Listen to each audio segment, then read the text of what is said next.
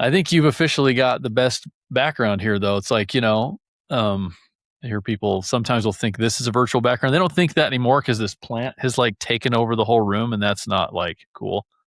But That's a good looking plant. I got the and I same don't have one, like, but here's the yeah, deal. yours Mine is may or near may the not be sun, fake. so it's gonna. Oh, really? Yeah. I, Yeah. I don't, Sorry I about don't, I that. wouldn't put that past you. I wouldn't put that past you. You seem like you're a particular guy. You like things to look really good. I can tell. My wife picked that one out and she's like, it'll be easier if it's fake. So there we Yeah, go. honestly, I need the fake one because the problem is the plant's over there and the sun is over there, and so it's just been crawling over the couch for the last like year. So Yeah, it I looks even good. put a stick in there. You can't see it, but literally, if I took the stick out of there, that thing would be laying on the couch. It's just really trying to get over there. I might just have to swap spots. Yeah, looks good. But anyway, what's new? Well, you're looking at it, man. Summertime is, you know how it goes. Summertime with kids and very involved, and you gotta squeeze in some work every once in a while. So but it's great, man. It's good times right now. How about you guys? Yeah, same. Just yeah, bunch of kids stuff. Yeah, not yeah, a little bit of travel here and there. We don't have anything planned for the next few weeks, which is kind of nice. At least not no more family travel. Probably one more thing before they go back to school. How old are your kids? 17, 14, 13, and 9. Oh man, that's nice. So you guys can just like pack up and leave them home, and it's probably fine, right? Yeah. Uh, yeah. My oldest just had knee surgery, so she's the one that would be driving them around if we were to leave town, but she can't drive for another 4 or 5 weeks or something like that. So yeah, we're kind of on lockdown a little bit, but Yeah, yeah, other than that, crap. it's good. Is she like a sports injury or what happened there? Dance. Yeah. Yeah. Hey, remind me of the ages of your kids again. They're all smaller. Our oldest is 8, and then we've got 5, 3, and 1. So they're all That's tiny. fun, man. That's Yeah, and the fun. boys are getting into golf, so that's the incentive right now. It's like if they can get enough stars on the chart on the fridge, then we get to go golfing. So That's I'm like awesome. rooting for their You, stars. yeah, you're smart to get them into golfing, man, because that's just something you can do with them for a long time. It's really cool. Yeah, and your baseball's more your sport, right? I mean, I'm guessing that based off of I feel like conversations we've had and like like your some of the stuff I've seen you wear. Oh yeah, yeah, yeah. Baseball was what got me to college and kind of through college, and luckily my two boys love playing. I swear I didn't force them to do it, but it's just kind of a bonus that they're pretty into it. But man, oh man, like here's my advice to anybody that's thinking about getting their kids into it. It's like it might dominate you, I mean, time, money, all of it is crazy, but luckily they love it. And my whole thing's like, if you're passionate in something, I'm going to support you. Like, let's just get passionate about something. Let's work hard towards something. Let's let's go through some ups and downs, but you got to enjoy it. And as long as you're liking it, let's go. Let's do it. Yeah, that's awesome. It's like comp leagues, travel leagues that they've been in. Yeah. Yeah. And then my boys are only 1 grade apart, and my oldest is going into high school this year. And that's just like, I swear, man, going to a high school was like what it was going to college when I was playing. Like all the hype, you got like visits, you go to the campus and walk around all these, private schools and this and that and recruiting, and it's it's wild. Jeez. Yeah. Crazy. Get ready, Curtis. I Get know ready, everybody man. says it goes fast, and it has been going fast for sure. We're like geriatric parents. Like people are like, are you the grandparents? Like when we take them, because all the other kids, guys are, Yeah, right. our friends, our friends' kids are all like yours are graduating high school or they're doing whatever, and our oldest is 8. Like we were, mid-30s when we had our first kid, so a little late to the game, but Hey, listen, it's fine. listen here. Here's the story. My dad had me when he was 40. He got started a little later, I guess, but he also was super premature gray. And, which I think is kind of cool. I'm starting to get a little bit covered in here, but when I showed up for like T-ball, I remember more than one of my teammates would be like, why did your grandpa take you to the games? Yeah. What's this? Like, that's Yeah. my dad. Yeah. Well, I can probably But look for. I've got a little gray coming in. I think if I get a little bit more, I'll absolutely be getting those questions. But man, hey, uh, well, here's the thing. I guess I guess we're on the record here. You look good, man. I was, this morning, my wife's like, hey, remind me what you got today. And we're figuring out schedules and whatnot. And I told her that I had this podcast with Curtis Funk, and she's like, oh, I've met him. He's the really young one, right? I hey, there said, you yeah, go. that's him. Yeah. Yes. The young guy in his 40s. All right. That's a true Uh, story. that's sweet. Yeah, Well, let's kick this off a little bit. I'm going to ask you a totally random question. And I don't know let's why, but I go. thought of this the minute I knew we were going to do this. I was just like, you know what? And this could just totally flop. But the No question way. is, have you got like a favorite conspiracy theory? Um,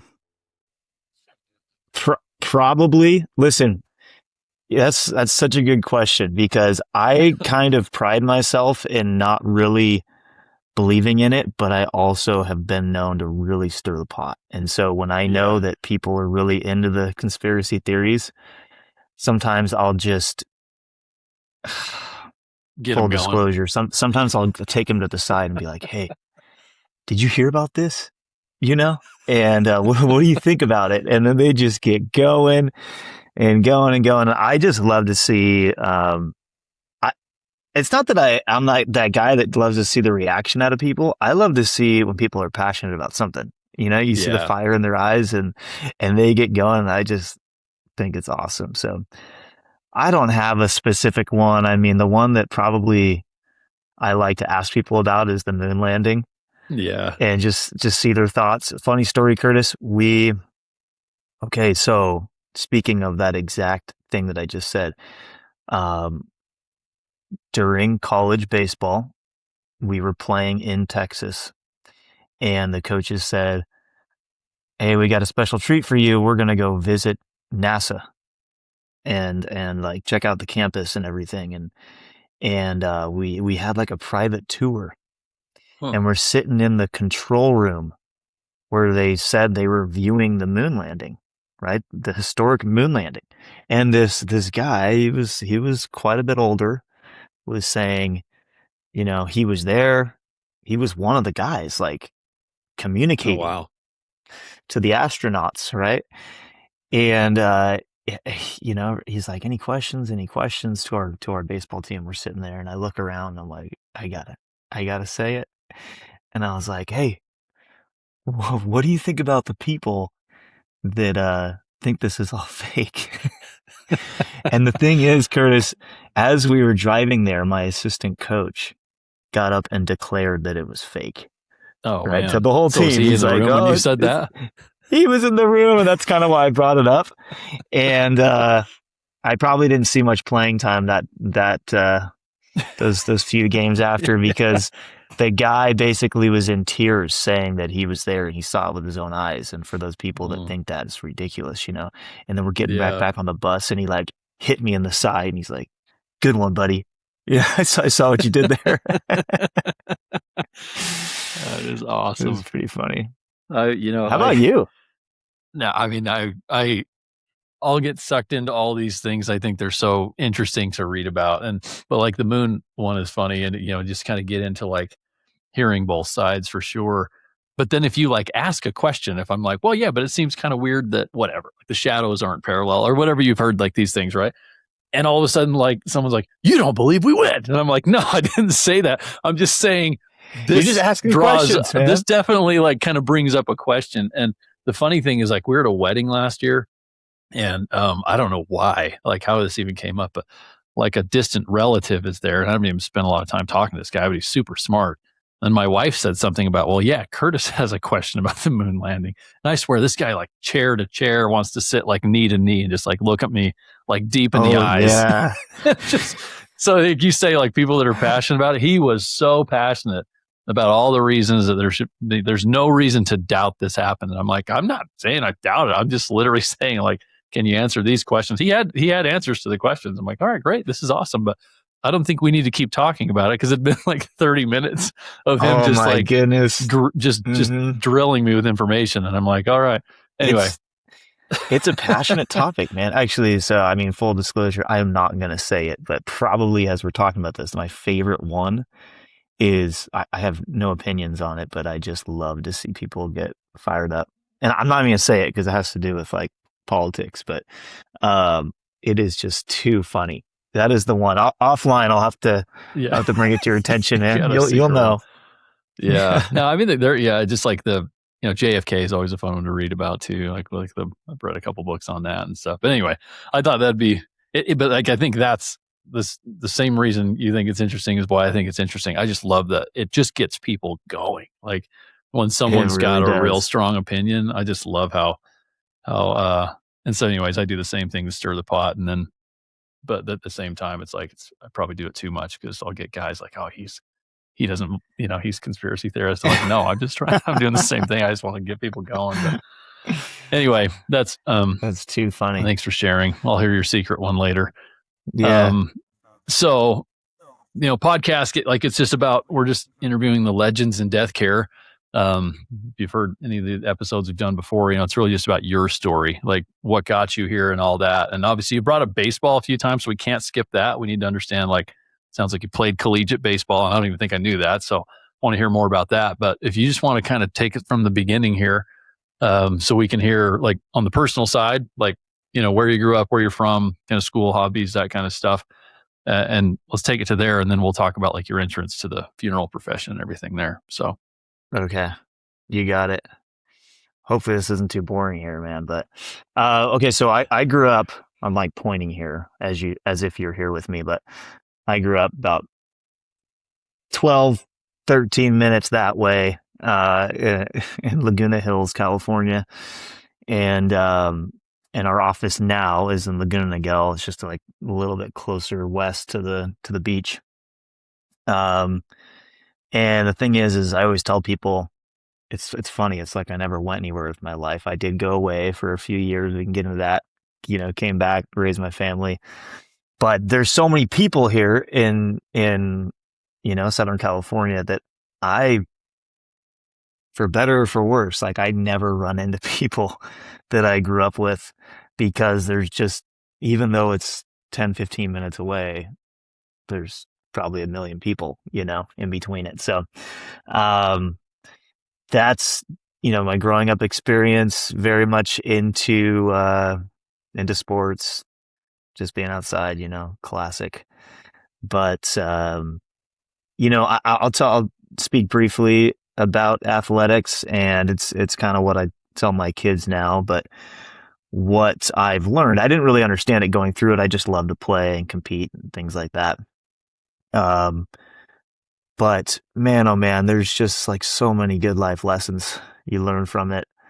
And it shaped my life, right? Religion, huge part of my life growing up. It still is today.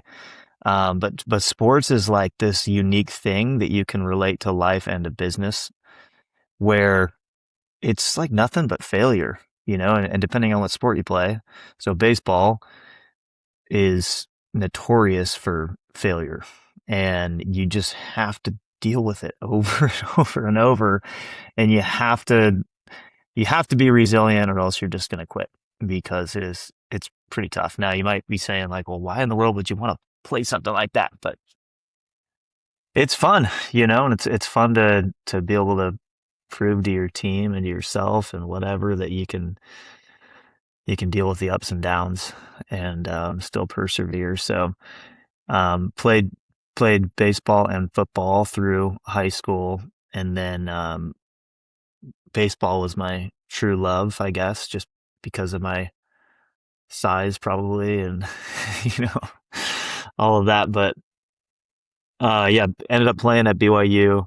Um, Baseball got me there. It was a hard school academically, and I just squeaked through. But it was an awesome opportunity. Loved going there. Met a lot of great people.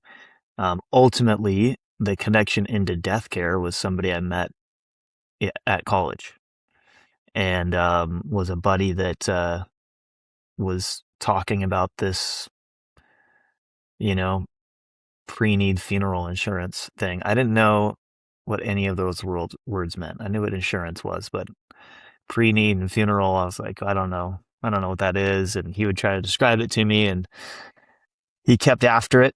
And long story short, like a couple years after graduation, he convinced me to come check it out.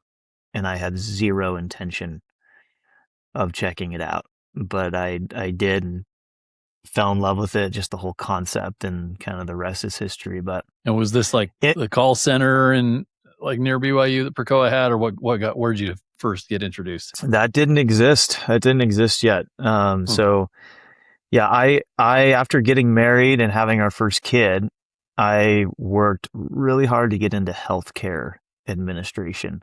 And it was just kind of the thing that, I mean, still to this day, where we live is a hotbed for these companies. And it was kind of like the path, like financially, there's nothing better early in life that you could go do. So I worked really hard to get in there. I thought that was kind of my future.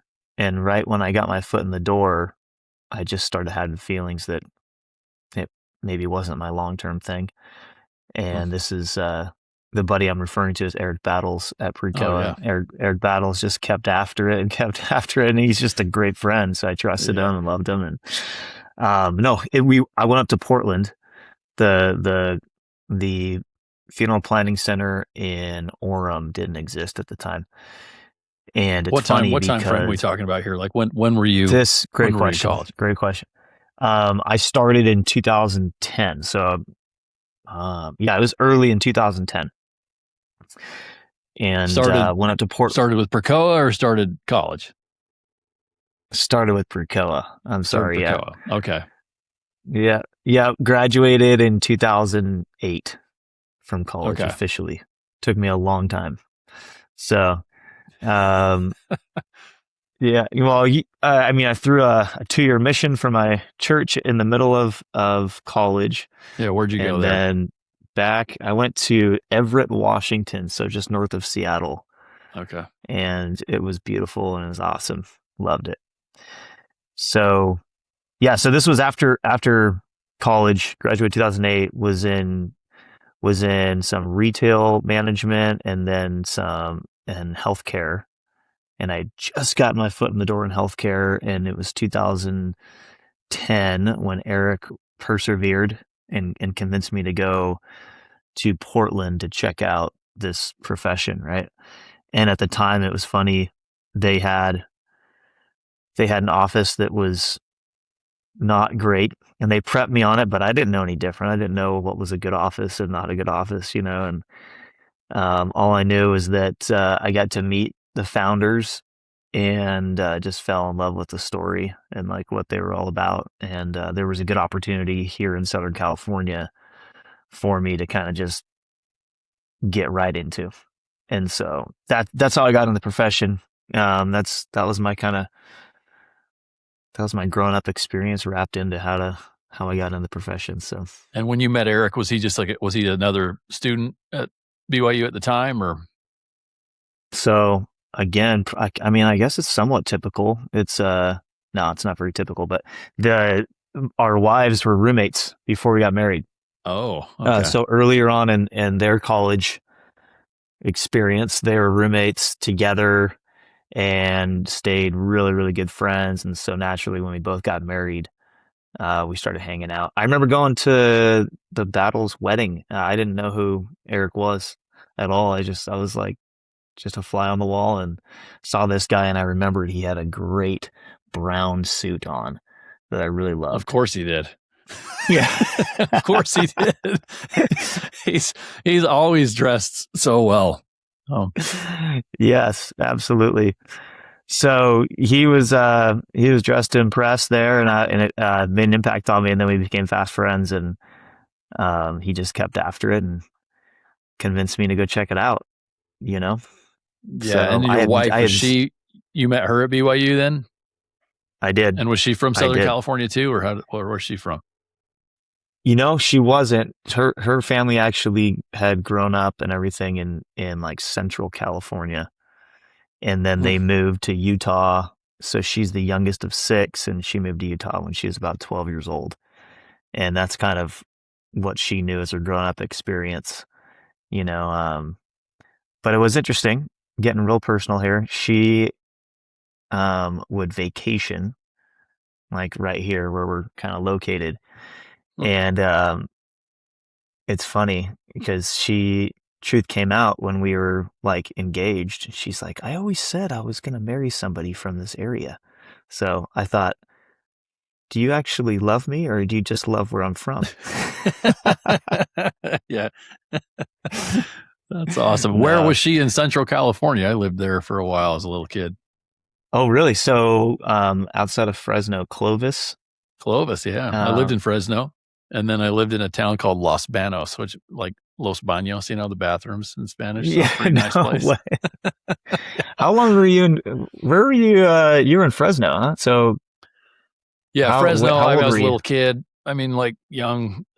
We moved after kindergarten from Fresno to Los Banos, so I did kindergarten in Fresno, and was one of like I think like 3 or 4 native English speakers. Like the school I went to was kind of crazy. It was like a bunch of like folks from like Laos, and No so like way.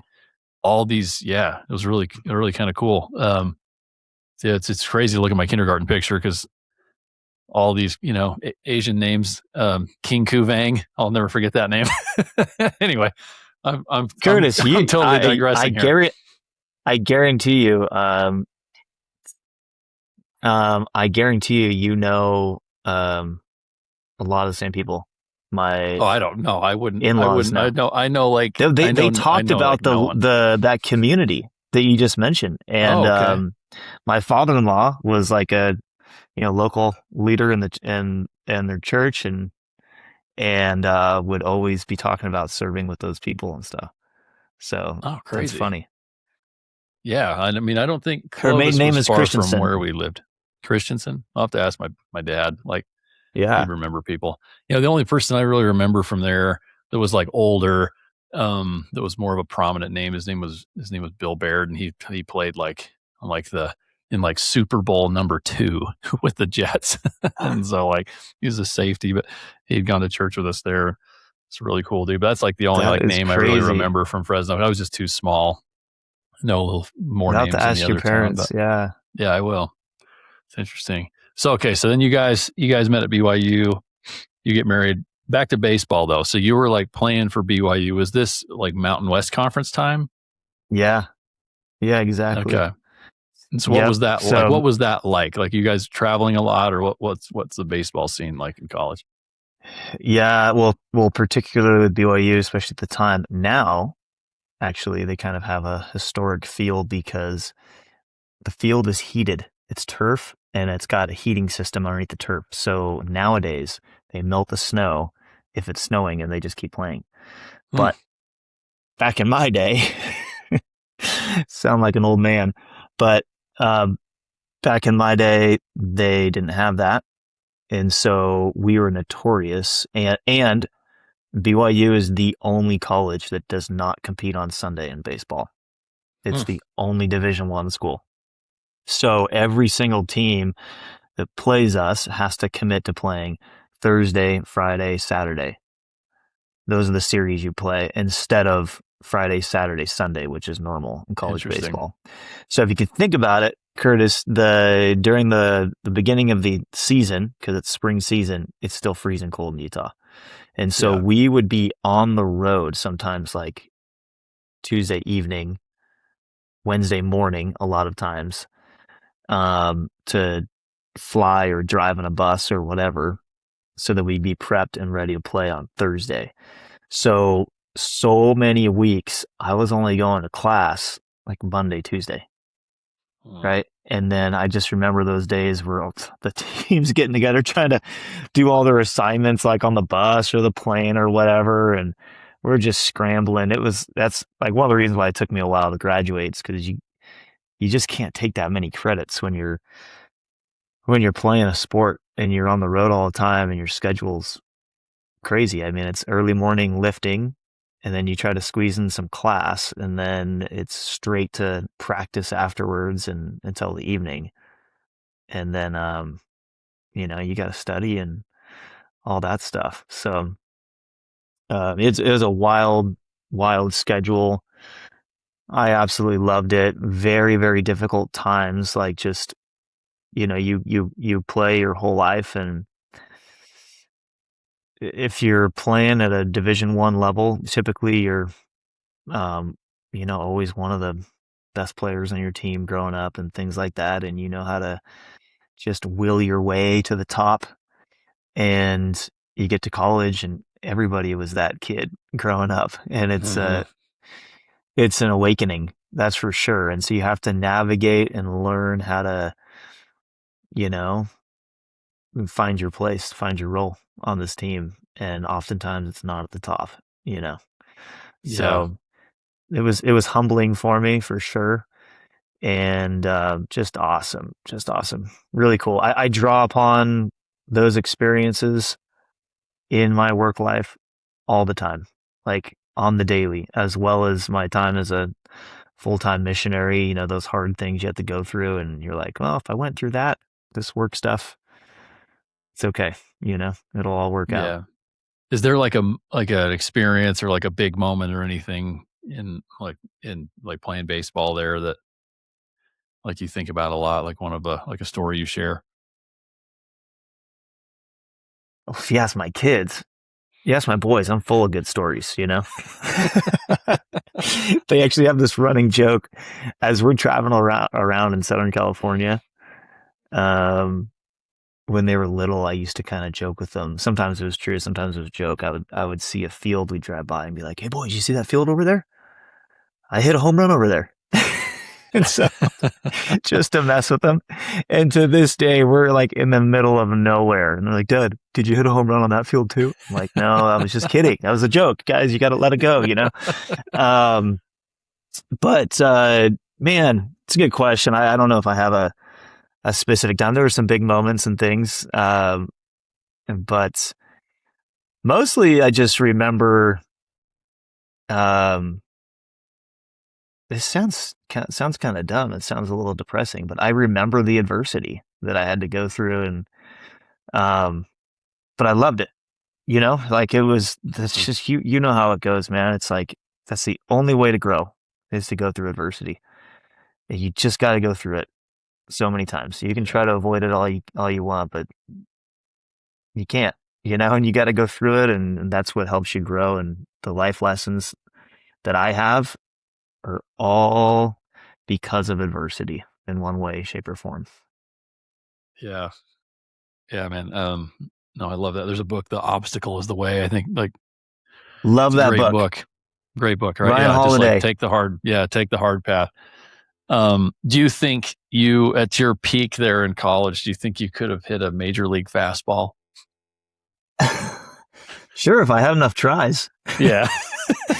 They say that's like the Uh, hardest thing, right? Like if you think of like professional sports, like all of us with, with a golf club or a basketball or whatever can probably replicate a shot with enough tries, even as just like somebody that hasn't really done it very much. but they say like with like hitting like a major league fastball is like one of the hardest things to do. Um, Surprisingly, like the straight stuff, the fastballs weren't the most difficult things. It was the The curveballs or the tricky off ones. speed stuff like that.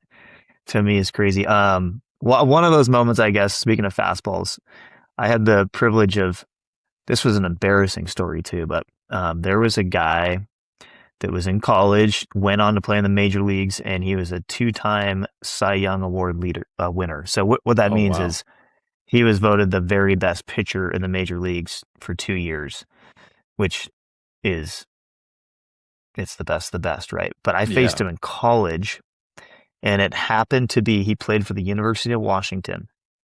So there I was as a missionary in that area, like just north of Seattle for 2 years and got to know a lot of the people. Then I go back to school, right, after my missionary experience. And the people around in that mission that I met and grew to love heard that BYU was coming to town to play the University of Washington. And so, like, dozens of people from my mission area showed up to watch us. And they probably had really high hopes. They probably had heard me talking about baseball, in their homes as I was a missionary, and they're like, "Oh, we finally get to see this guy play. Let's see if he's any good." And they show up to the one game. We got to look up this guy's name, Tim Lincecum, and he was the pitcher. Curtis, he was throwing 97. Oh. Okay, 97 mile per hour fastball in the rain. It was raining the whole time, but they were like the first ones in history to build like a turf field. And Tim Lincecum was the pitcher. All the scouts were just lined up watching this guy. And all my friends from my mission showed up to watch us just get destroyed by this guy. But my claim to fame is take it to the bank. I was the only one to not strike out against him. Oh wow. But I mean, it was, he was something else, man. He was something else. But Wow. they, it was a little bit embarrassing. All the people showing up to watch us, and we just got cooked. Hey, but you didn't strike out, dude. That's a pretty Did you big find him? deal. Yeah, I was just looking at him. He looks pretty intense. He's got that long hair. Yeah. Yeah, I mean, Cy Young Award, that's a big deal because, like, I He mean, was, Nolan Ryan, for some insane reason, never got one, right? Like, I watched some yeah. So documentary this on guy's him. It's like, 2-time. that's crazy. Yeah. Wow. There you go. That's memory lane for me. That's awesome. That's awesome. So, okay. Well, let's talk about entrance to the funeral professional a bit further here. So you met Eric. Eric gets you up to Portland. You joined Percoa. You're in Southern California. Were you with like Forest Lawn or one of the other customers down there? Exactly. Exactly. So they had just months before signed on Forest Lawn. And I mean, it's no secret. They'll tell you now that when they signed Forest Lawn, they couldn't believe they won that business. They were like, we're just a tiny company at the time. Mm-hmm. And they won the business, and then they thought, oh no, we got to get some people in there to like learn things from the ground up, so then we can get some field management to manage that relationship eventually. And so that's why they got me. So I thought that, I mean, it was just a right place, right time. They were desperate too. So I think anybody would have got the job, but I happened to get it. And it was perfect. Just learned everything. I learned both sides of the business: cemetery, funeral, pre-need funeral insurance, and just overall the relationships and the things. Learning from their leadership was pretty awesome. Both with Forest Lawn and Precoa. And so, it's a unique situation where I was employed by Precoa, but working day in and day out, pretty much just full time there at Forest Lawn. I eventually worked with some other firms in Southern California, but Forest Lawn was predominantly, it was my main priority, and rightfully so. I mean, they they grew to have over 200 and something sales agents, Wow. and different offices and managers that were all employed by Forest Lawn. And so my job was to eventually just help drive that relationship, drive all the pre-need sales, and was very fortunate to be there. And I was able to hire a team of like Precoa managers to help our efforts, right? And so I managed that team of Precoa managers, and one of the people we hired was Bryce Beach, my business partner. Oh. So that's how I know Bryce. And it was just, starting Sepio Guard. We can get into that a little later, but starting Sepio with Bryce was a no-brainer because I had been working with him. We saw the same opportunities, the same problems to fix. We were living it day in and day out, and just already loved and trusted Bryce like with my life, and I Hmm. already knew his character because I was working with him in difficult situations, right? And just as loyal as they come, right? And so, when we decided to do this, we were together in the car seeing this, seeing the pain points, right? Like living through Hmm. it, literally. And so it was just a natural conversation that we both had to go try and fix what was missing out in the marketplace. It wasn't like we sat on the phone late at night, like, Bryce, we need to go start a business. Like, what should we do? It wasn't that at all. Like, it was, we were Yeah. very much just loving what we were doing, and had zero intentions of doing it. But the pain points were just so obvious. They were there, and um, we were having to answer for these problems, if you will. I know I'm being vague here, but um, we were like representing this product, and we were telling the whole sales organization at Forest Lawn that it was awesome and it was going to work this way. And then we found out that actually it wasn't working how we said it was, and it was like the opposite. And it was a little bit devastating. It was kind of like we I mean, in reality, we had stood on stage in a big, huge ballroom and told everybody in the whole organization there at Forest Lawn that we were going to roll out this product and it was going to be so awesome, and we were going to be able to help a lot of people, right? And it was like 2, 3 weeks into the rollout where we realized none of what we said was true. Hmm. Wow. And it was like devastating to us, right? And so that's why we're like, we got to go fix this thing. We got to go make it better. We got to make it right, and so that's Yeah. how this whole idea of Sepia was born. And before we jump into Sepio, when you're working, like when you were working there, I mean, are you at a specific location? Are you bouncing around locations? Are you off at different, like you mentioned, like offices? Are you at different offices? And Hmm. then it's like the day to Yep. day is like you're out initially before you're managing managers, like you're out meeting with families and and selling policies. Yeah. So backing up, I personally produced for about a year. Um, and my job was just sell as much as I could, right? The tricky part about working within an organization that big is, as you can imagine, with that many sales agents, there's only a certain amount of leads to go around, Yeah. right? And and so I basically, and they Perkel wasn't going to give me leads because they didn't want people hating me from the beginning, saying, "Oh, you're just getting all these cherry picked leads and stuff." And so I was notorious for taking the leads that nobody wanted, like aftercare leads, for example, that nobody wanted to touch because I mean they're difficult. So I loved them. I mean it was anything. And the other thing is it's no secret Preco is really big on direct mail. And so you got these direct mail pieces where people showed interest, but then when the planning center reaches out to them to contact them to set an appointment and things, they just never answer and they go like cold. And so I took those leads And I was like, well, what's going on with these leads? Anybody doing anything with them? And they're like, no. I'm like, give them to me. I'm gonna go knock on their door. And so I drove around like crazy, just knocking on doors and basically saying, hey, a long time ago, you got this in the mail. It looked like this, and you filled out some of it. And I'm here to answer those questions basically and set an appointment. Hmm. And that's how I drummed up business, right?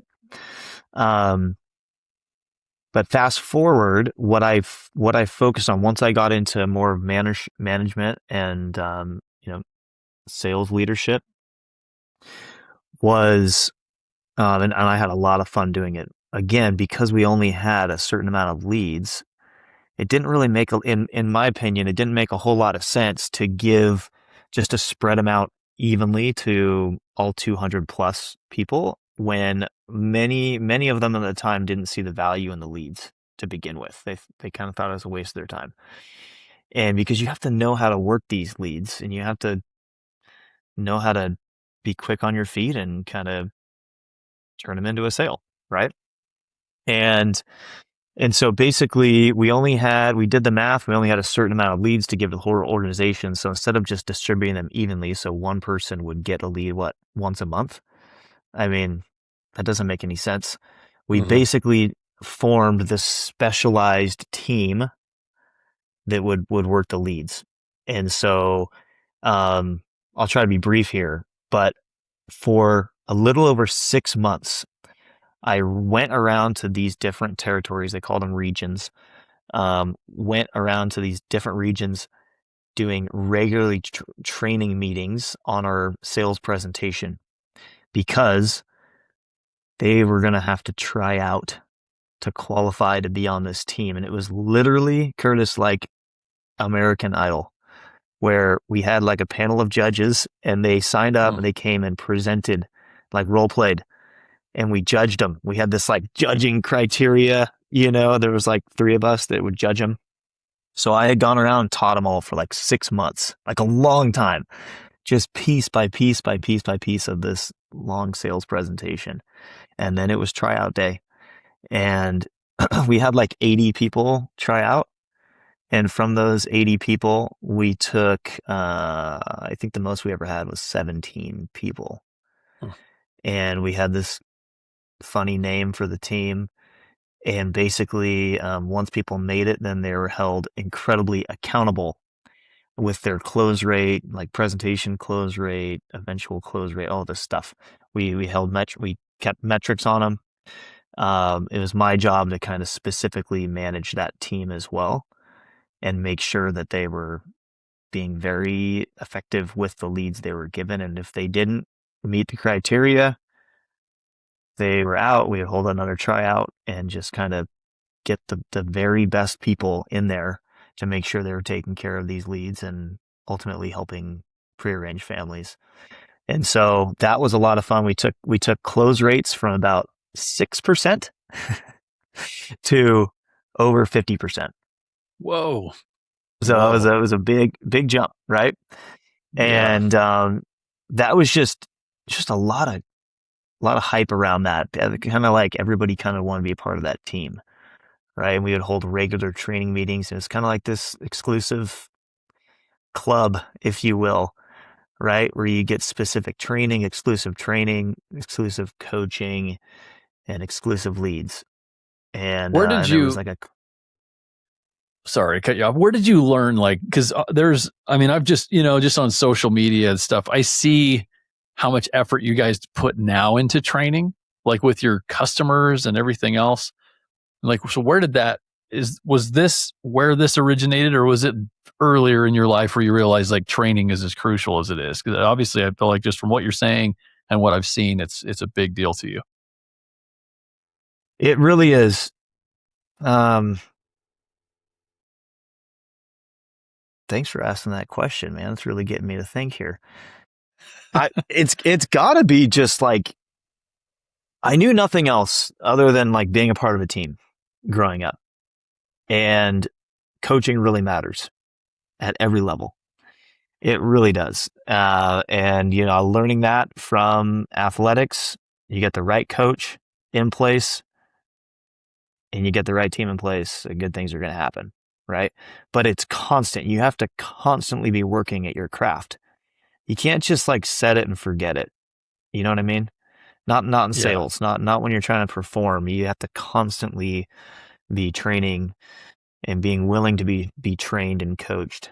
Um, I think I love that concept. And then as a missionary, um, I just kind of thrived in those situations where we had regular like training meetings, right? Regular Hmm. meetings, and um, you get together with your peers and you're like you do a lot of different like sales role play, if you will. Um, it's fun. It builds a lot of like camaraderie, and I think I saw that work in athletics and then as a missionary. And it's like, why not just bring that into the workplace when you're dealing with sales teams?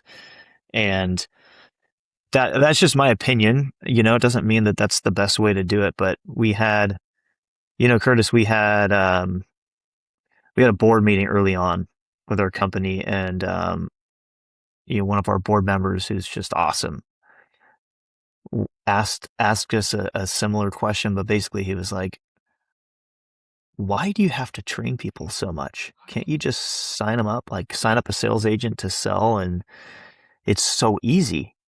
They can just go do it. And the answer is like, yeah, it is so easy.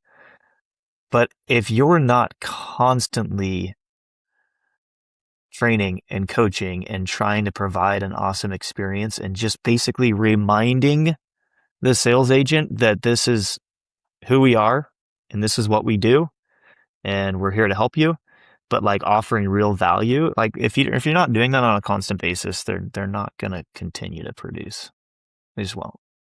Yeah. I hate to say that, but because other things will compete for their time and energy, and you have to be constantly doing it, you know?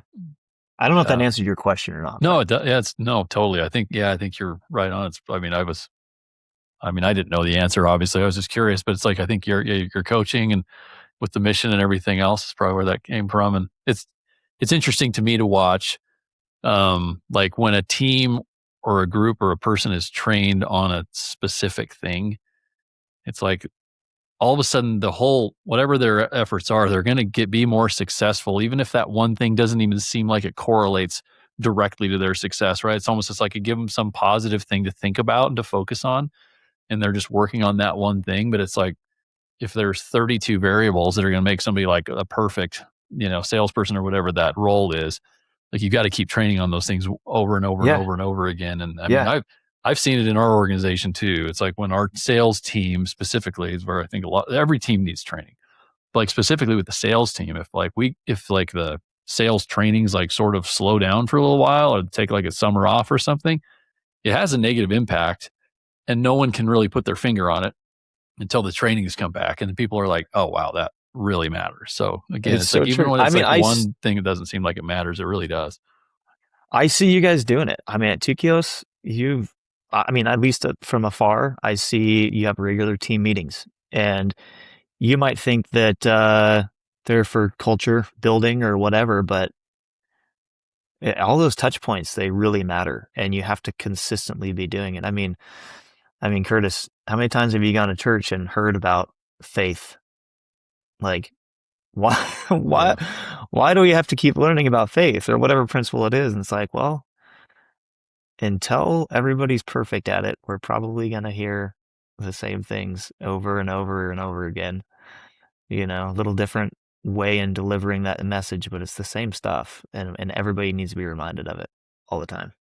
Yeah. No, that's a super valuable point. Yeah, thanks for bringing all that up. So, okay, so now let's go from there. So you've built this team. You guys recognize some pain points.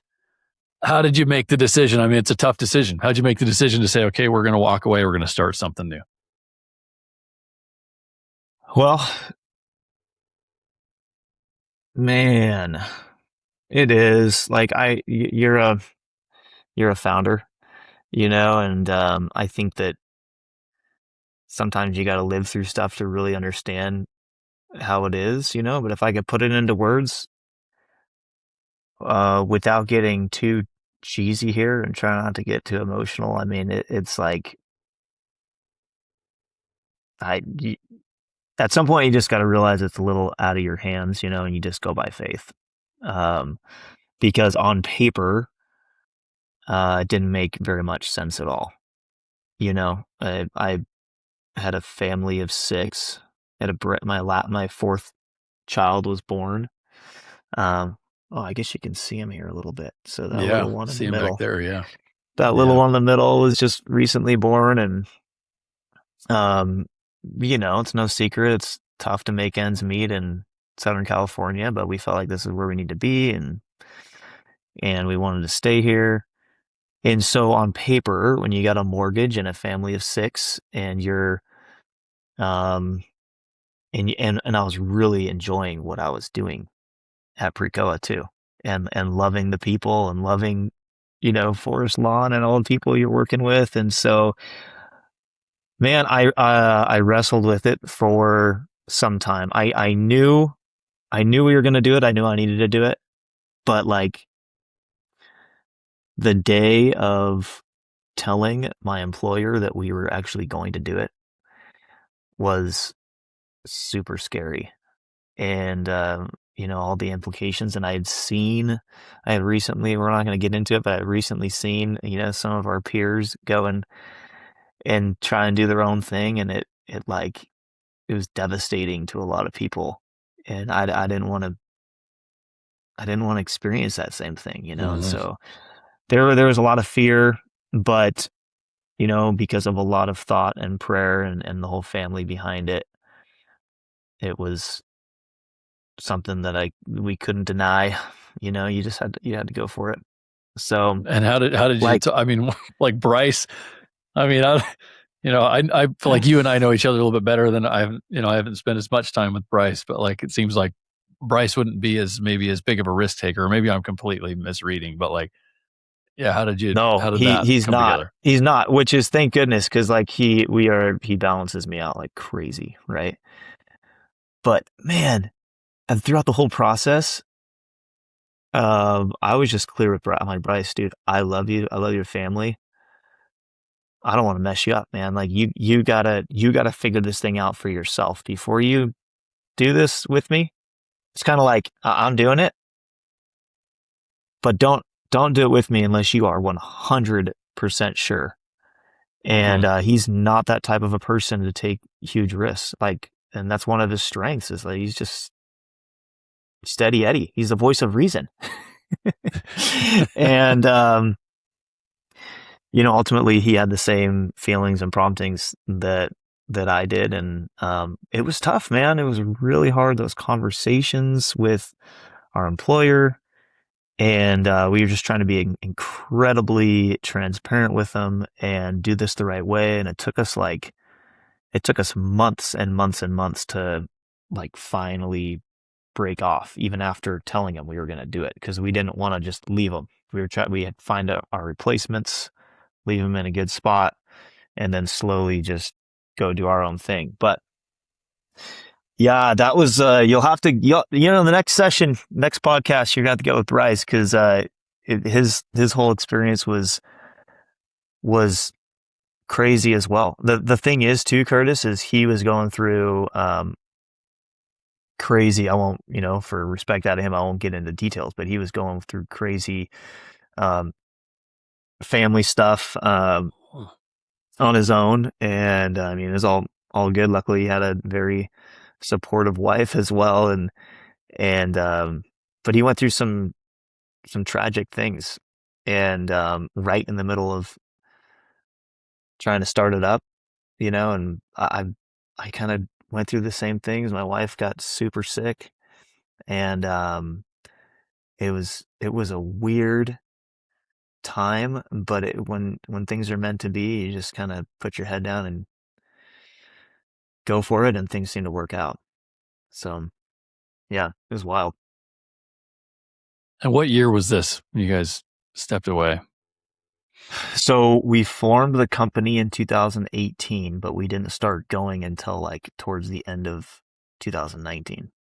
And then So I COVID, mean, it's did that feel like it hit the brakes a little bit? You're well, starting a business. okay. So Oh here's the man. deal, and this is valuable, you know. So this is valuable. This is a valuable thing to bring up on a podcast is that for our business, you know, first of all, we only had one way to go, and that was up because we started at nothing, right? Hmm. And then COVID happened, and we were like, well, this will be interesting, but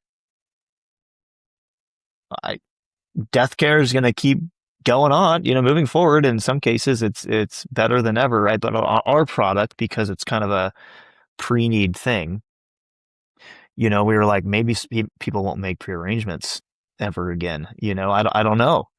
But luckily, we kept growing. The thing that really helped us was that, you know, we went to our first NFDA in 2019 in Chicago. I don't know if you remember that show. Yeah. It was hilarious because we were like, okay, we're gonna give this a try. We don't know, and we were placed like we were like banished to the corner right by the bathroom, and the only time people would see us is if they were going to the bathroom. And so it's like, hey, we were just way out of the way of everything, and we were just this tiny little booth and things. And um, when people were interested in talking with us, they're like, okay, well, what are our next steps? And we would say something like, well, let's just get on a Zoom meeting and we can like talk you through it. And man, if I had a nickel for every time someone said, oh, we don't do Zoom. Yeah. We don't do Zoom. You got to meet with us in person. And we were like, bro, we didn't think about that. How are we going to fly around and meet with everybody? This is going Hmm. to kill our business model as we try to get going, you know? Well, COVID Yeah. happened and everybody was forced to be on Zoom. And so for us, we totally capitalized on that because when we are giving a demo to somebody, we just want to get them on Zoom and share them our mobile app and some of the tools we have. It's best. The best experience is typically over Zoom, and people were willing to do that. So COVID kind of helped us in a lot of ways, if I'm being honest. Oh, that's slick. Oh yeah, I got a good timing because it does. It did just change. It's almost like in some ways it rocked things so much, it kind of made people sort of step back and say, they were almost like ready for some different things and different change, right? Yeah, Um, yeah, for sure. what is Sepio? Like, what's the name? Sepio means one of the meanings is to protect in Latin. And we didn't put a whole lot of thought into it other than we were particular. We didn't want it to be like this really obvious name. You know, it's kind of like Tukios, Yeah, right? And it's like, what does it mean? I'm sure there's awesome meaning behind it. Actually, there is. I know there is. yeah. It means events in Swahili. Like initially, we was like, we're building videos around life events, and now it's more than that. Exactly. But that name Tukios is way better than like memorable video Funeralvideos.com. production. Yeah. Yeah, yeah, And there's no knock on companies that do that, sure, but yeah, for us, we just didn't want to do that because we knew we wanted to think differently than what was out there. So we didn't want this deliberate name. We just yeah, wanted, and then we came to protect in Latin with Sepio, and we're like, cool. And then lo and behold, our attorney says he kept calling it Sepio, yeah.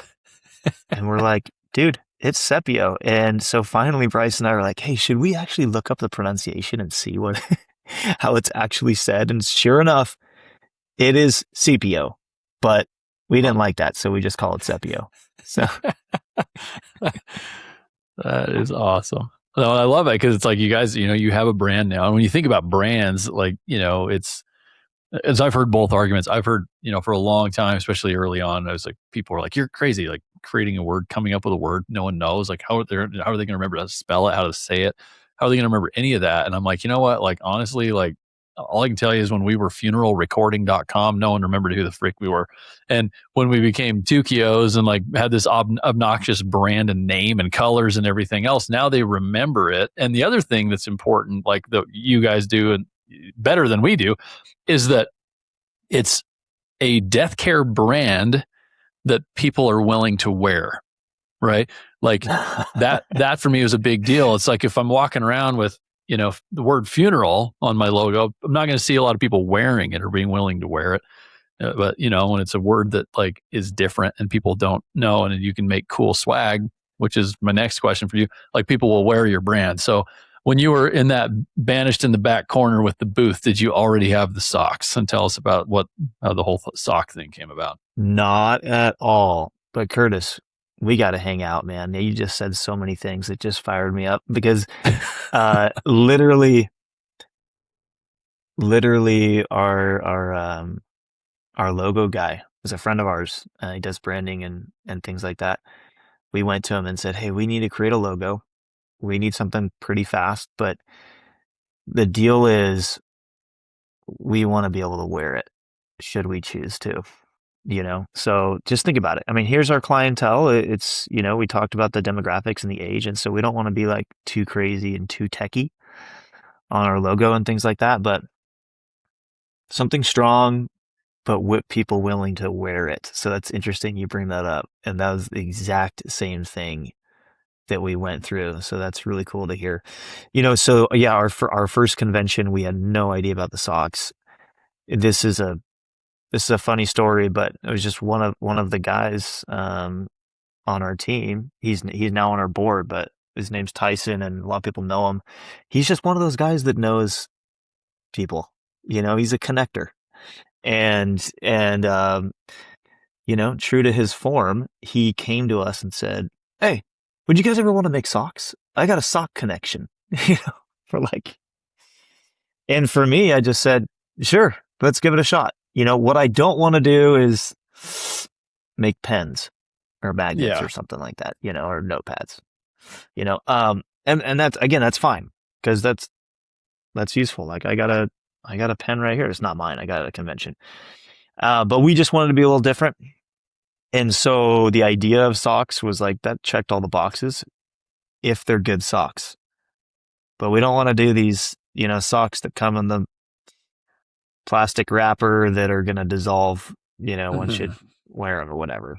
So yeah, that's how we ordered some socks. We took them to it was, maybe you can help me out here because it was the first convention back in person that was after COVID. Did we? That's when we started. ICCFA, I think, canceled 2 years, didn't they?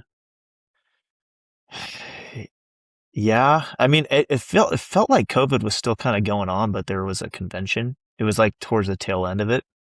Yeah, I want to say 20. It would have been 2021 because it was 21. I mean, NFDA canceled 2020, but they were back on in 2021.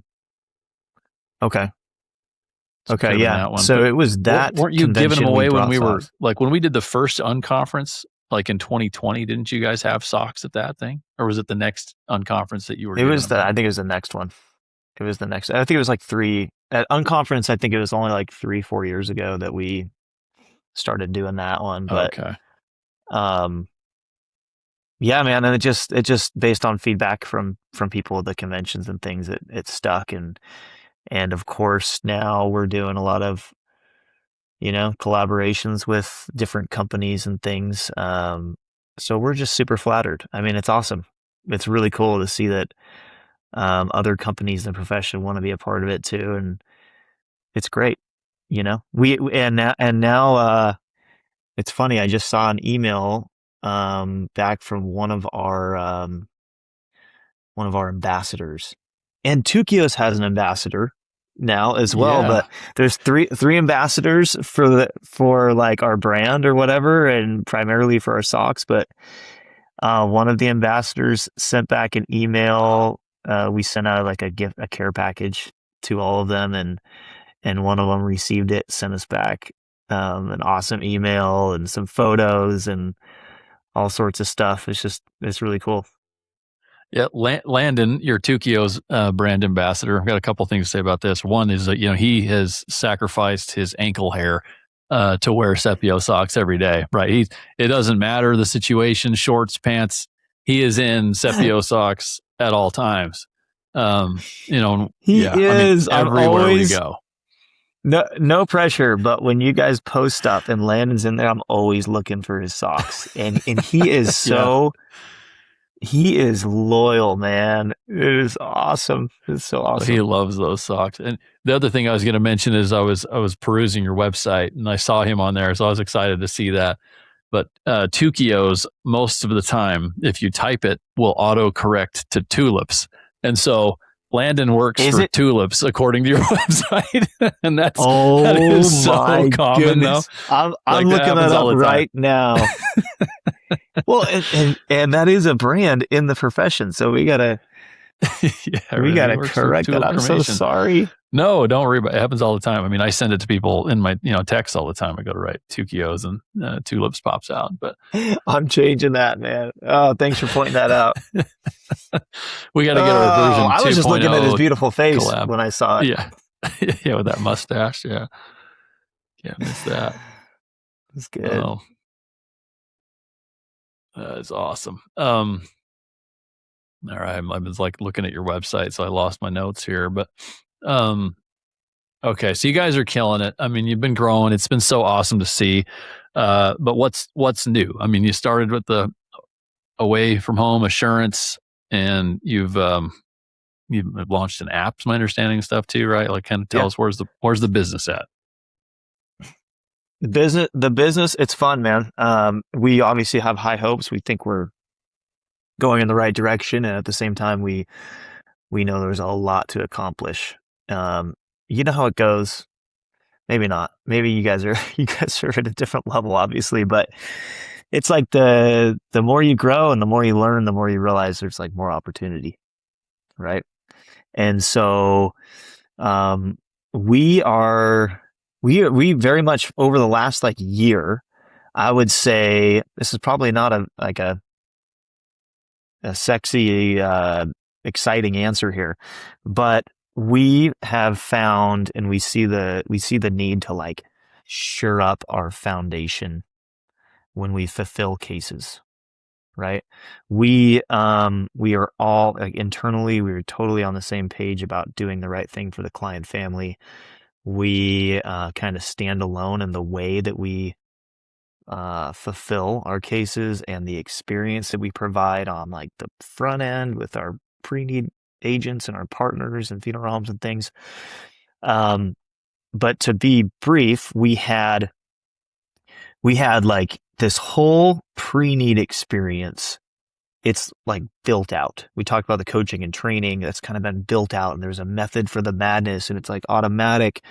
And through our mobile app, like every sales agent has their own mobile app, right? With a unique experience catered to them. And so they get coached and trained, and it's a little bit like a social media platform for our sales agents now, where they're kind of seeing reels and stuff, and it's just our team internally pushing out content to them, right? And then they get rewarded for watching the content and all that, and then they hit milestones when they hit certain sales numbers, and it's a lot of fun and it's interactive, and it's like it's working, right? It's working, and that's kind of something that we can scale on the front end. But then we found that when we were fulfilling cases, it was more manual because it's hard. Every case is unique. And I know it's like it sounds a little phony, but it's true. I mean, every case is a little unique. And so we have more actively over the last year and then moving forward, we're trying to build out the at-need experience when we're actually getting someone back home, right? The day away from home, all the logistics and the communication, that whole experience. We're trying our best to build out so it's more of an automatic experience as opposed to like a manual experience on our end so that we can scale it. And how does Right? that happen And now? So a claim gets made, and honestly, I guess one thing too, we should probably give us like a 15-second elevator pitch. I think we've maybe made assumptions. Everybody listening knows exactly what Sepio does. We may not have mentioned that. So maybe like a 15-second like of elevator pitch of what a Sepio does, and then I'd like to understand like what does that claim process look like? Like, Yeah. Okay. Yeah. So we sell away from home memberships, right? So if someone buys as typically when they're making a pre-arrangement, they realize that, hey, if if I die away from home, I want to come back to this funeral home so I could use this pre-arrangement I've just completed, right? And so we will sell our membership typically to that client. We can sell it by itself, obviously. It is separate from the pre-need policy, but it's like the concept is that it's all part of the same experience, right? And so someone has a membership and it states that if you die 75 miles or more from home, Sepio will step in and take care of all the logistics and all the costs to get you back to the funeral home, right? Of your choice, but basically the one you made arrangements with, the one that you live next to. So that's what we do. And it's becoming more of a commonplace within the funeral profession to for a funeral home to offer a plan like this, right? So when that happens, And then, so someone passes away from home, like, you got to think like the family somehow needs to know they have this membership. Does that, what's that whole thing look like? Like, how do they, yeah, figure out and they typically have they it, do make like sure they contact you guys? yeah. So typically, I talked about that pre-need process that we built out.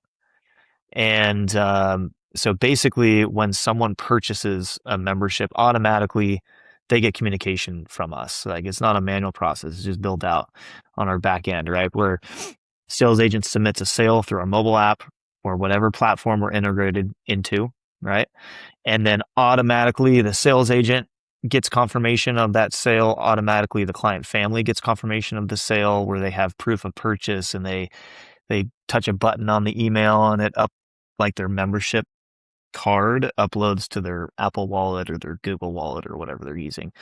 And so they feel like they have it. They can share it with their friends and family if they're away from home. In addition, that same information is sent directly to, like an admin person at the funeral home, Hmm. right? So it goes in their file. Now, as you know, not everybody uses a CRM system like at the funeral home. Yeah. Um, I think more and more are these days. But we try to cover all of our bases so you can print out that communication from us, stick it in a file at the funeral home, or it's just automatically integrated. Um, so, yeah, the thing is, you ask a good question. One of the differentiators with us, Curtis, is like even if the funeral home doesn't know that the client family has one of our memberships, like a call comes in the middle of the night, which happens quite often, and they don't think to like check the file or it's not in the file or whatever. As soon as we find out, we're gonna get involved and like do everything we can to help this family and help the funeral home, right?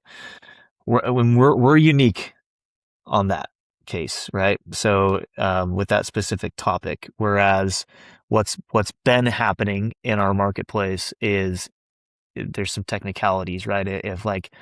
If we aren't the first ones called, or the away from home company is not the first ones called, then they'll say no, right? And then people are Hmm. kind of left on their own to figure it out, which we do not believe in.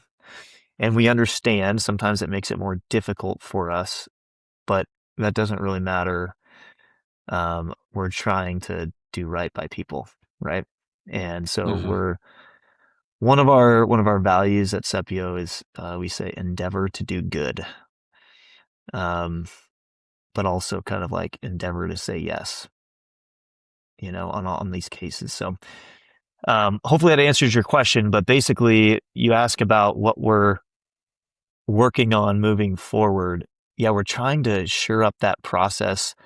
And when I say shore it up, it's not just like we're fulfilling cases every single day, sometimes multiple times a day, right? So it's happening, but there are a lot of different parties involved with getting someone back home, right? So obviously there's the client family, but there's also the receiving funeral home and the staff there.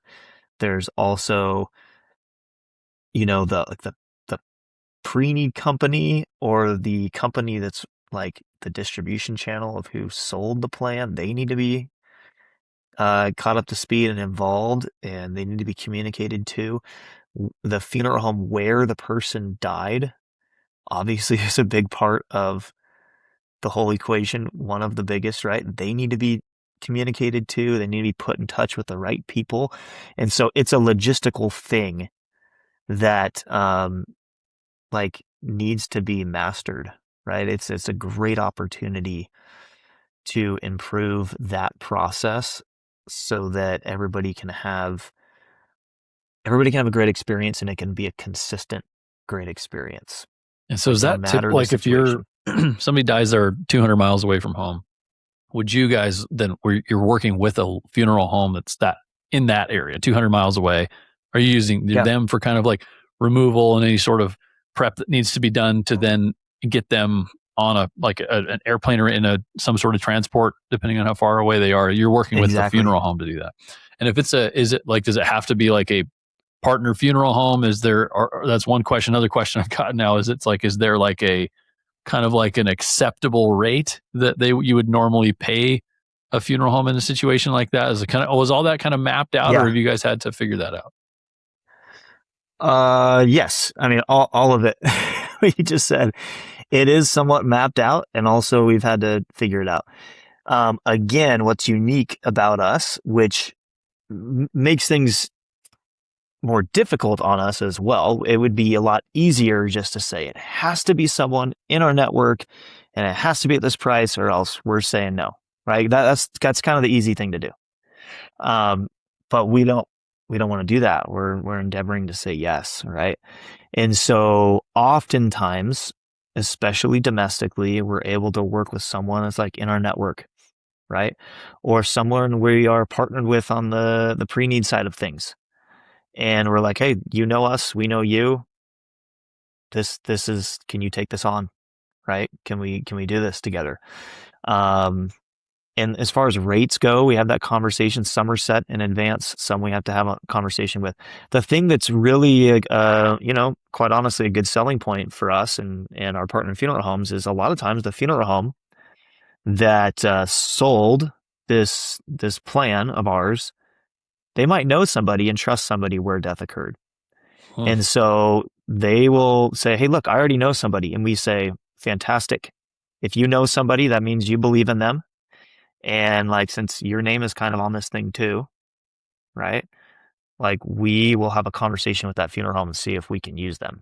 We're going to try and use them first if we can, where it makes sense. Like, where it doesn't make sense is that, someone dies in ABC city and we have a funeral home in that city that we're already partnered with. But then the, the recommended firm from like the receiving funeral home is maybe 150 miles away from there. And Mm-hmm. then it's like, that doesn't really make a lot of sense. We can still have a conversation with them, but we can't guarantee we're going to use them, right? Whereas again, what's been the commonplace within the profession is like, nope, if it's very rigid. If it's not in our network, we're not using them, right? You're out. So Mm-hmm. again, we want to be very, very flexible with that. And now, oftentimes, Curtis, I mean, this is people in the profession will understand this. I mean, oftentimes using somebody or not using somebody is a difference of like a few $100s we got to pay extra. Mm-hmm. But to provide a great experience and to save relationships and things like that, uh, Yeah, it's that's worth it. fine. Yeah. What do you do with like a tricky one, like international? Yeah, I mean, what I'm sure you've had to deal with some of those. It's a case by case process. We've had some really tricky ones and, knock on wood, everything seems to work out. But, we have like different layers of support, right? We have national mortuary shipping and cremation that we can call upon, especially on these like complex cases. And we work together with them. They have a wide network, right? And so we, this is where relationships matter. right? And when we have a complex situation, I mean, it's like, okay, let's take a step back. Let's just be reasonable. Let's troubleshoot this problem. And we quickly will huddle up internally, talk about the task at hand and the problem we have, and then we just take one step at a time forward and figure it out. I mean, we've had tricky ones where someone dies in a remote island, basically, and the one funeral home that's like on the island is like, nope, we can't do it, right? Or we're not going to do it. We're not equipped to do this, whatever it is. And you just have to troubleshoot it. And sometimes it's old fashioned getting on the phone and just begging them to Yeah. to do it and figure it out. And then so far so good. Yeah, yeah. And then I imagine like is there were like government type things get in the way. Yeah. Yeah, exactly. Exactly. Um, one case, speaking of remote islands, one person died on a remote island that was a French territory. And so one of the steps was for the proper paperwork and things, we had to fly the deceased from that island to Paris Oh my gosh. because France, right? That's And crazy. and then do some more paperwork, like with the body present, essentially, for them to sign Oh off man. on, and then fly them back to actually LA because there's international airport, and then from LA to, oh man, I think it was like Minneapolis or something like that. Holy So cow. yeah, but it's sometimes it's all hands on deck, and you figure it out. In that Yeah, case, you're probably communicating with the family, I would assume, right? And letting them know kind of what's hundred going percent, on. Man, 100%. Yeah, yeah, you have to. that yeah, that's true. That's complicated. Um, Yeah. well, trickier than a pair of socks, man. That's awesome. Last question on that. How did you? I think the guys are about to publish your prank call when our guys called you and tried to buy Sepio and called it a million names. Oh, that's awesome, man. So, I well, I thought that was hilarious. That was hilarious. And I guess people will see the commercial, but how it got set up. Oh man, there was red flags all over the place. Like a random person reaching out to me wouldn't give me their name until I asked. And then when they did, they said their name was also Chris. And it was just hilarious. I'm like, oh, I know this is some kind of a sales call. I didn't know it was a prank call, but I knew it's some kind of a sales call, but maybe it's somebody that just like needs our help, you know? And so like I can't not take the call. I gotta take the call because what if it's somebody needs us, you know? But as soon as they got on the call and I'm like, oh, here's a sales call, and then it was hilarious. And I'm like, this person is not listening to anything I'm saying. This is AI. This is not a real person. So then I was like, let's schedule a Zoom call so I can see you, you know? yeah, So good. You guys are awesome. that was so funny. And then even after all that, you still selected Landon as an ambassador because it was his brainchild. He was the mastermind behind all those. Well, Landon's application was awesome, man. We and the ambassador actually it was kind of cool. It was very humbling to see people actually want to be an ambassador. Um, and it wasn't my idea. Like it was Chad on our team. He's super bright. He's awesome, branding and marketing. And he's like, we should do this. I'm like, sure, let's give it a shot. And then he came into my office one day and he's like, look at all these applications. People are going nuts. And we sat there and we read them all. And Landon's was awesome. So he had to be one. I mean, basically, it's like I can imagine it said, "I've worn your socks every day for the last 4 years." I mean, Uh, that's got to be Basically, one of that's those what he lines. said. And I'm like, Chad, I can attest to that. I've seen so many photos of him wearing these socks. Yeah, He's got to be one of them.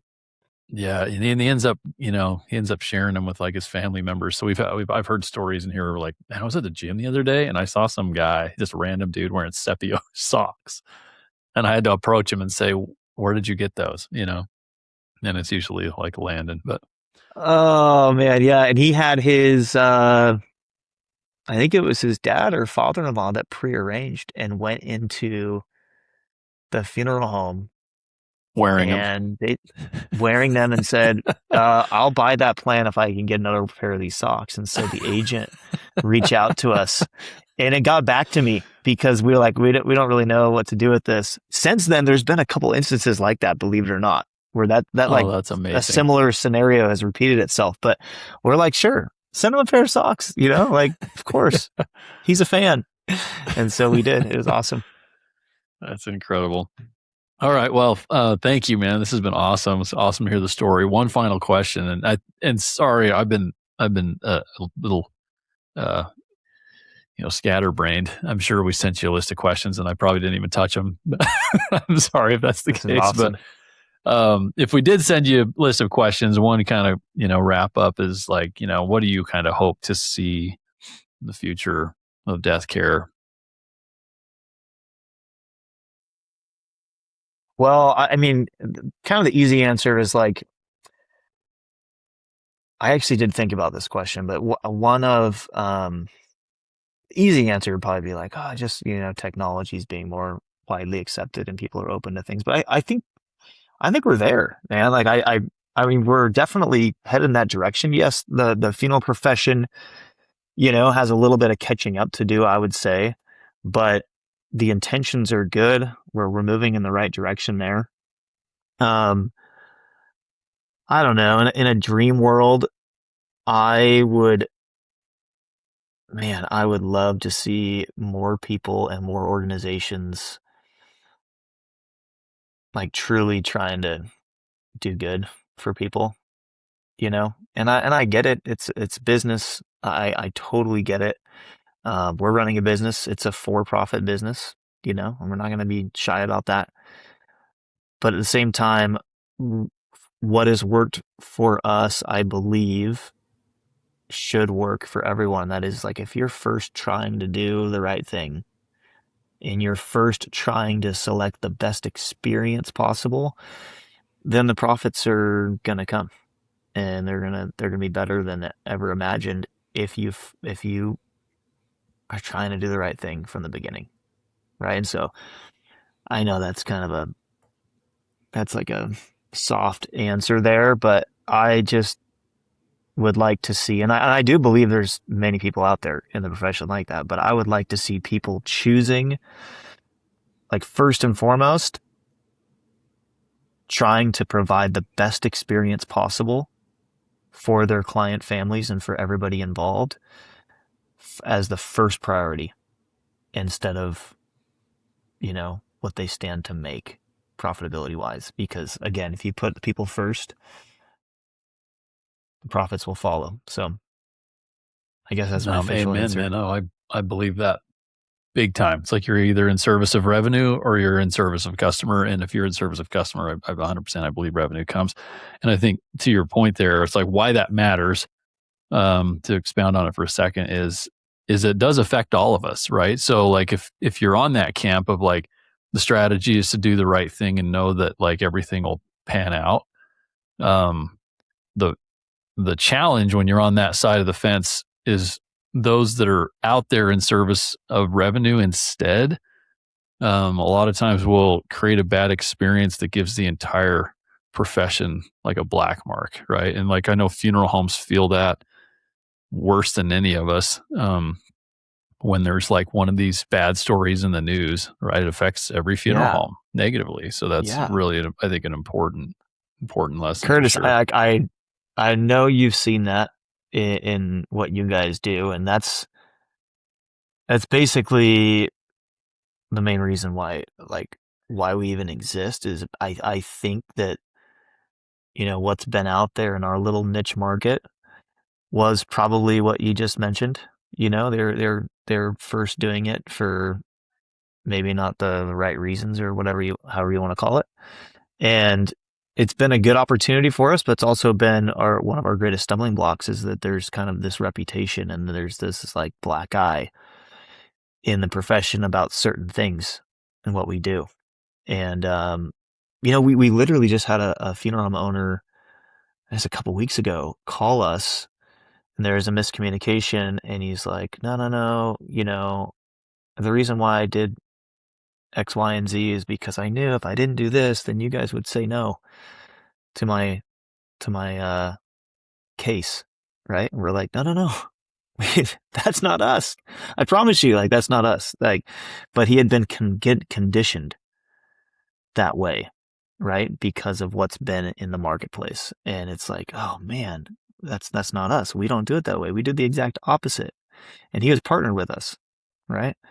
So we had Mhm. to educate him on that, and that's just the obstacle we have to overcome. But I'm sure you see similar things like that in what you're doing as well. Yeah. Makes it fun though too. I mean, makes but it's Yeah. like you're saying, like the adversity you grow from it sounds good.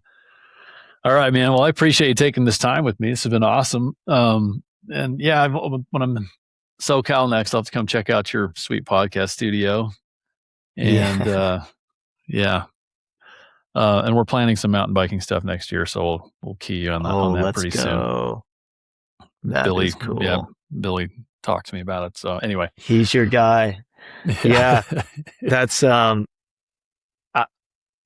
I don't know. This is probably off the record, but dude, the profession's in need of something like that. yeah. Well, And that's and guess yeah. what? Like you guys are a unique. One thing I really admire about Tukios is just how you've gone about doing your business, man. And you know this. It's nothing you haven't heard before, but like you guys kind of stand alone with your branding and your marketing and and the relationships you do have. You've done it the right way. And so there's like just a different feel about you guys. And so if you were to raise your hand and say like, "Hey, I'm doing this event," you know, like that, I think it would go over. I think it'd be a huge hit. I think people would go, and I think it'd be a different feel, and you got to do Well, there's the teaser. Yeah, we're working on it. So it. we'll get you the details. It's going to be next summer. So That's all cool. right. Well, thanks everybody for listening to PodCasket. You can subscribe to it anywhere. Appreciate it. Thank you. Thanks, Curtis.